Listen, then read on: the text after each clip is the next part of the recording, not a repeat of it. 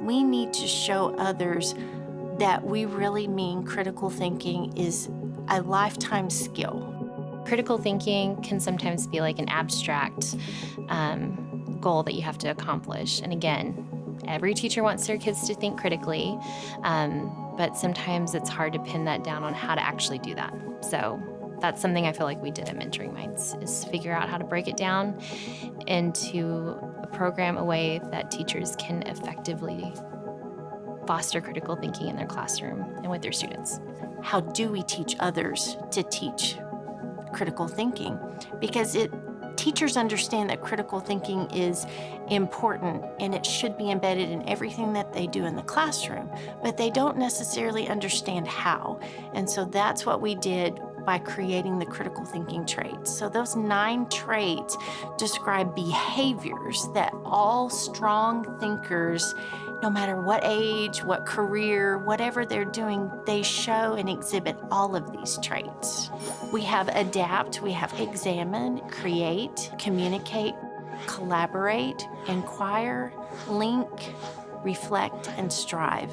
So all of those are behaviors that we have to teach children how to do. Critical thinking, everybody has the ability to critically think, but we don't necessarily know how to. So somebody has to teach us. So if somebody wants to use the trait adapt, they need to understand that there are so many different ways to answer a question. There's maybe even multiple answers to a question, and that's okay. We have to embrace this variety of ways to solve problems, which usually a teacher gives a question and there's one single right answer. But we want to embrace the idea that there are multiple answers to any question that you may ask. Examine. It means really to look very deeply and analyze what you're looking at and maybe ask questions and look for answers and to look deeply at what you're doing. Communicate. Everybody understands how to talk and they know they should talk clearly, but maybe they don't understand that communication is really two-way, meaning that you need to be clear in what you're saying, but you also need to make sure that the other person understands and doesn't need clarification in what you're saying. So it's that two-way understanding and communication.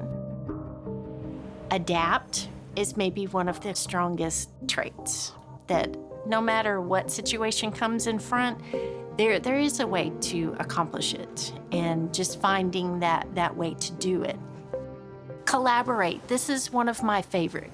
Collaborate is one of the ones that's probably most misunderstood.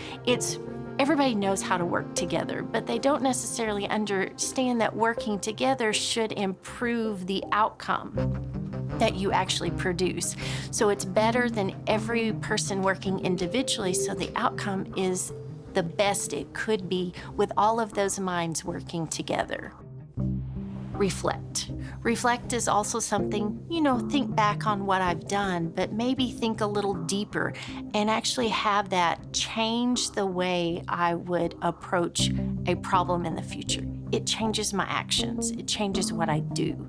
And so it's not just think about it, but it's think about it with a result in how I'm going to change in the future.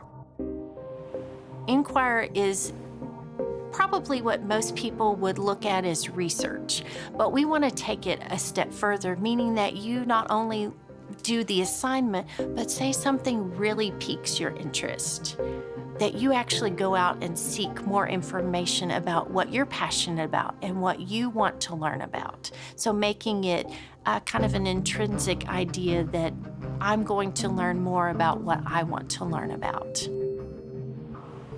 Create is not just being able to do artwork. It's create and be innovative in thinking and the product that you produce. And it could be a skit, it could be an art piece, it could be a new product that you design and you do a prototype of it. It can be all of those things. Link is probably one of my favorites, and even the icon shows kind of an eye for information with links kind of encompassing it. And it's looking at maybe what you've learned previously and fit it into context of what you're learning now. So making those connections to learning from beginning to end, from year to year. And that is, those links of information are what make learning and being able to recall later very important. And Strive, it looks at, how I'm going to come against things that are challenging, but how can I change that situation into something achievable? Maybe I break it into smaller pieces. Maybe I ask for help. There's lots of ways, to achieve something even when you think it's extremely hard to. What we want students to be able to do with those 9 traits is really to evaluate their needs at the time and choose the thinking that best fits the situation for them. And an educator in the classroom is going to see that children choose all different ways to solve that problem. They may not all choose adapt or strive or link. And hopefully, between situations of challenge, students are going to choose different ones that fit their needs better. So we want all students to think differently. Those are behaviors I feel that students can internalize and exemplify and exhibit as thinkers, and they all contribute to critical thinking, to the process. And their behaviors that as we develop and grow in automaticity, we'll start doing them naturally. And they're not just traits that help us think in school, in academics, but in school and social interactions. No matter what subject area, no matter what career or pathway you are on, these 9 traits really describe the behaviors that all of these people exhibit.